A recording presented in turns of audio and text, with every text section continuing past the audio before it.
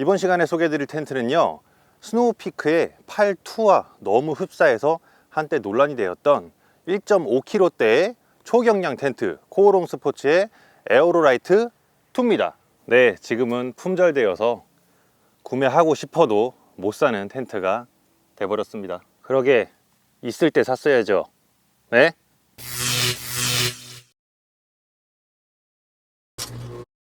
자연을 사랑하는 시청자 여러분, 안녕하세요. 채널 캠핑 비영계단합니다. 이번 시간에는 코오롱 에어로라이트 2를 리뷰해 보려고 합니다. 이 제품이 처음 출시되었을 때 일본 브랜드인 스노우피크 8-2와 너무 흡사해서 말이 정말 많았었는데요, 이 부분은 제가 수집한 정보를 통해서 여러분께 리뷰가 끝나고 제일 마지막 부분에 안내해 드릴 수 있도록 하겠습니다. 우선 설치 방법을 저와 함께 알아보도록 하겠습니다. 제품 구성은 다음과 같습니다. 텐트와 모든 장비들이 수납된 스타프셋, 플라이와 이너, 푸프린트가 모두 결합된 본체, 아쉽게도 DAC는 아니지만 2개의 두랄루민 소재의 프레임이 있습니다. 풀팩 다운에 필요한 13개의 V팩이 제공되고요, 역시 DAC는 아닙니다. 만약에 사태에 대비해 프레임 파손 시 임시로 대처할 수 있는 리페어 폴이 들어있습니다. 가이라인 4개가 동봉되어 있습니다.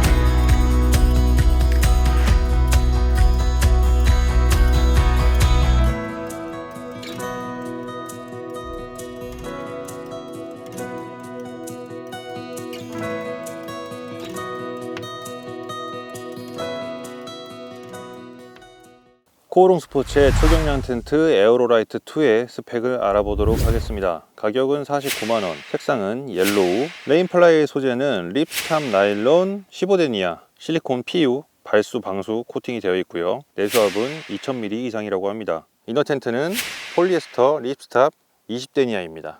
플로어는 립스탑 40데니아, PU 코팅이 되어 있고 내수압은 3000mm 이상입니다. 프레임은 경량 두랄루민으로 7001을 썼고요, 지름은 8.7mm입니다. 플라이의 사이즈는요, 전면폭은 140, 후면폭은 120, 길이는 265, 높이는 116cm입니다. 이너 사이즈는 전면폭은 130, 후면폭은 110, 길이는 210, 높이는 1m 5cm가 되겠습니다. 중량은 미니멈으로 했을 때 1.51kg 나오고요, 풀패킹 시에는 1.74kg이 되겠습니다. 미니멈 무게의 경우는 텐트를 피칭하는 데 필요한 플라이와 이너와 프레임을 말합니다. 풀패킹은 여기에 팩과 스토프색을 포함하는 거겠죠. 우선 장점부터 살펴볼까요? 에어로라이트 2는 제가 정말 좋아하는 아웃폴 방식의 텐트입니다. 게다가 노르딕 피칭 방식이라서 플라이에 이너 텐트가 걸려있는 형태고요, 더블월 구조지만 이너 텐트가 플라이에 걸려있기 때문에 외부의 폴을 크로스로 설치하는 것만으로 자립이 되면서 정말 쉽고 빠르게 설치할 수 있는 텐트입니다. 무게도 1kg 중반대로 꽤 가벼운 편에 속하고요. 출입구는 전면에 하나밖에 없어서 드나드는 데 좀 불편함이 있을 수 있지만 내부 공간은 전면 폭이 140이고 후면 폭이 120으로 실제 2명이 사용하기에도 부족함이 없는 텐트입니다. 게다가 높이도 1m 5cm로 허리를 꼿꼿이 펴고 앉아 있어도 천장에 닿지 않는 높이고요. 이 높이가 중요한 이유는 안에서 생활을 할 때 허리를 펴지 못하면은 정말 불편하고, 이 천정구가 얼마나 높냐에 따라서 내부 공간감도 많이 다르게 느껴지기 때문에 정말 중요한 요소 중에 하나라고 할 수 있습니다. 벤틸레이션은 루프 상단 후면에 한 개가 준비되어 있고요. 내부는 메쉬 처리가 되어 있고 필요에 따라서 킥스탠드를 이용해 공기 유입을 극대화할 수도 있습니다. 내부에는 도어 패널 양쪽으로 삼각형 모양의 포켓이 2개가 있고요.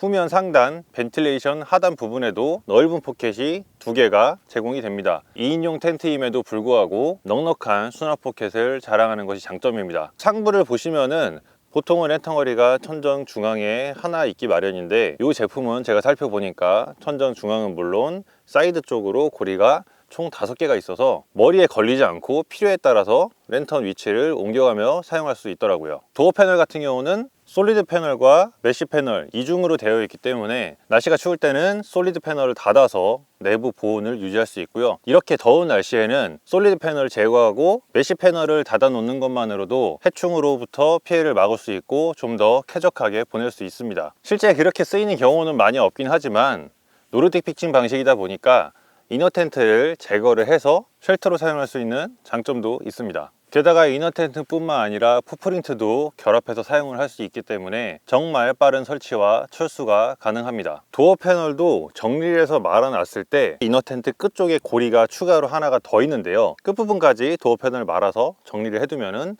좀 더 넓은 개방감을 얻으실 수도 있습니다. 이 부분은 참 괜찮은 부분인 것 같아요. 지퍼플리는 코오롱 스포츠라고 문구가 적혀 있는데요, 내부는 빨간색, 외부는 검정색, 이렇게 색깔을 구분해서 안쪽과 바깥쪽의 지퍼플리를 컬러만으로 확인할 수 있도록 배려를 했습니다. 무게도 가볍고 설치 편의성도 좋고 철수도 쉽고 공간감도 넓고 장점이 참 많은 텐트인데요, 그렇다고 해서 단점이 없을 수는 없겠죠. 제가 많은 횟수를 사용해 본 건 아니지만 여기서 1박을 해보니 이쪽이 아무래도 물가가 있고 바닥이 잔디여서 많이 습한 지역이긴 한데요, 아침에 일어나 보니까 플라이 쪽에 결로가 꽤 많이 생겨 있더라고요. 다행히도 이너 텐트 쪽은 뽀송뽀송해서 큰 불편함이 없었지만 경우에 따라서 환기를 위한 상단 벤틸레이션이나 도어 패널을 열 때 플라이에 맺혀 있는 결로가 이너 쪽으로 좀 들이칠 수 있습니다. 이 부분은 날씨와 기후에 따라서 여러분께서 상황에 맞게 잘 조절을 하셔서 사용하시기를 권해드립니다. 유일한 단점 한 가지는 보통은 플라이 지퍼가 이중으로 돼 있어서 아래에서 여닫을 수도 있지만 위쪽에서도 살짝 열어서 환기를 극대화하거나 텐트 밖을 나가지 않고도 외부의 상황을 확인할 수 있는 그런 점이 있는데요, 이 텐트는 플라이에 지퍼가 싱글이어서 그 부분이 좀 아쉽더라고요. 텐트 구조가 루프에서 대각선으로 쭉 떨어지는 형태다 보니까 빗물이 들이치지 않을까, 그 부분 때문에 제외시킨 것 같기도 한데요, 가능하면 달아주고 유저가 상황에 따라서 판단해서 사용할 수 있도록 해주는 것이 더 좋지 않을까 하는 생각이 듭니다. 방금 말씀드린 것처럼 대각선으로 떨어지는 구조라서 플라이를 열었을 때 비가 내리거나 하는 날씨에는 이너 쪽으로 비가 들이칠 수 있기 때문에 비가 내린다 할 때는 타프를 필수로 챙기시는 게 좋겠죠. 그럼 이 텐트가 왜 스노우피크의 팔2와 같다는 얘기로 논란이 되었는지, 카피는 아닌지 그 부분을 말씀드려 보도록 하겠습니다. 이 내용은 제가 웹 서핑을 통해서 알게 된 정보로 사실과 다를 수도 있으니까 참고하시고요. 아마도 이 전반적인 형태와 색감 때문에 더 쉽게 그런 얘기들이 많이 나온 걸로 예상이 됩니다. 너무 코오롱에서 대놓고 카피한 거 아닌가 라는 의심을 저도 했었어요. 근데 실제로 비교를 해보니까 스펙도 1.7kg대로 실제 그램수는 약간 차이가 있지만 거의 흡사했고, 크로스폴 방식의 아웃폴 방식의 이너 텐트가 플라이에 걸려있는 노르딕 피칭 방식까지 너무너무 비슷하긴 하더라고요. 근데 그 와중에 찾아보니까 차이점도 있었습니다. 개선이라고 하면 개선일 수도 있고, 아니면은 어떤 저작권이나 이런 부분들을 피하기 위해서 바꾼 부분일 수도 있긴 한데 좀 더 나은 방향으로 바꾼 게 아닌가, 그렇게 생각이 들었고요. 팔2라는 텐트 디자인을 스노우피크에서 했는지 텐트를 제조한 공장과 협업을 이룬지 그 부분까지 제가 확인이 안 되니까 정확히 말씀드릴 수도 없지만 라이브 플렉스라는 국내 기업입니다. 국내 기업에서 현지 중국 공장을 자회사로 가지고 있다고 하더라고요. 역사를 보니까 77년부터 시작을 해서 벌써 30년도 훌쩍 넘은 회사죠. 찾아보니 코오롱 뿐만 아니라 이미 여러 텐트 브랜드의 제품을 거기서 제조를 했더라고요. 어떤 샘플을 가지고 거기서 몇 가지를 수정 보완해서 코오롱에서 출시를 한 걸로 생각이 되고요.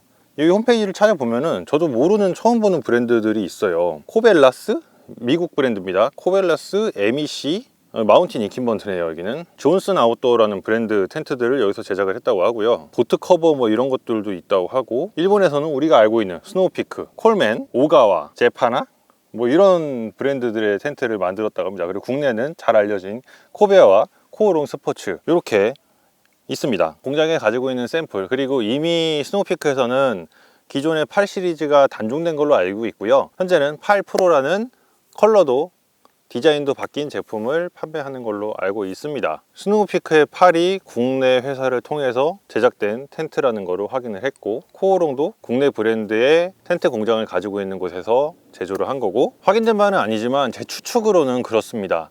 그 스노우피크 텐트 라인들을 보면은 뭔가 8 시리즈와는 느낌이 상당히 다르다는 걸 알 수 있어요. 지인이 8-3가 있어서 거기서 하룻밤 정도 잠을 잡았는데, 색감부터 디자인 형태 이런 것들이 기존의 그 스노우피크 라인들과는 뭔가 많이 다른 느낌이 있었거든요. 아마도 스노우피크에서 이런 경량 텐트도 라인업을 갖추기 위해 라이브 플렉스하고 어떤 협업을 거쳐 가지고 8 시리즈라는 제품을 만들지 않았나, 그렇게 추측이 됩니다. 이건 정확한 정보는 아니에요. 혹시라도 정확한 정보를 알고 계신 분이 계시다면 댓글로 좀 남겨주시면 정말 감사하겠습니다. 어떻게 보면은 먼저 오래전부터 런칭해서 판매를 하고 있던 8 시리즈를 따라서 만든 텐트일 수도 있긴 하지만, 라이브 플렉스라는 국내 기업과 코오롱이 협업해서 만들었다고 생각을 합니다. 크게 차이점이 바뀐 부분을 보면은 폴 고정하는 부분이 전에는 슬리브였는데 지금 폴컵 형태로 바뀌어 있는 모습을 확인할 수 있었고요. 도어 패널 같은 부분도 8 시리즈의 경우는 하부만 메쉬가 적용되어 있어서 다소 좀 답답하거나 아쉬운 면이 있었는데, 이제 에어로라이트 2에서는 전면 풀 메쉬로 개선이 되어서 나왔다고 볼 수 있죠. 그 외의 부분도 찾아보면은 아주 작은 디테일들이 조금씩 차이가 있을 수 있는데요. 제가 보기에는 가장 큰 부분은 두 군데가 아닐까 싶습니다. 국내 브랜드가 국내 기업을 통해서 제작을 해서 팔고 있는 상품이니까요. 100% 국산 아니겠습니까? 네. 애국하는 거 뭐 어렵지 않습니다. 그냥 국산품 애용하시면 되고요. 그렇다고 뭐 수입 제품 쓰지 말라는 얘기는 아니에요. 뭐 대체 불가한 거는 수입 제품 써야죠. 저도 그렇고 요 카메라도 그렇고요. 우리나라 브랜드들도 처음부터 무에서 유를 창조하기는 정말 쉽지 않겠지만, 저도 늘 그 창작의 고통에 시달리고 있는데, 어느 정도 좀 투자를 해서 우리나라도 좀 해외에 내놨을 때 부끄럽지 않은 그런 디자인의 제품들을 좀 보여주면 어떨까 하는 아주 작은 바람이 있습니다. 제 영상을 통해서 여러분이 알고 계신 오해가 풀렸으면 좋겠고요. 정말 잘 만든 텐트인데 지금 아쉽게도 품절이에요. 사고 싶어도 못 삽니다. 이 텐트 같은 경우는 제 게 아니고 구롭도를 같이 다녀왔던 구독자님인 케빈님께서 대여를 해주셨는데요.